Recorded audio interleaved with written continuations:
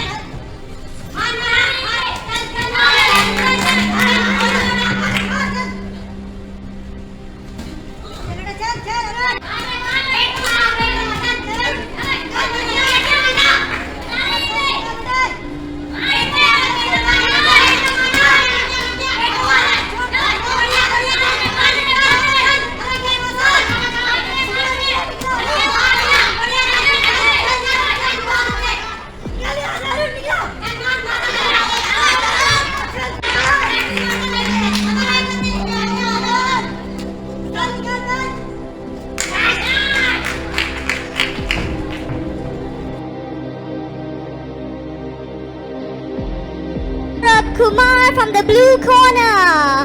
Put your hands together, please.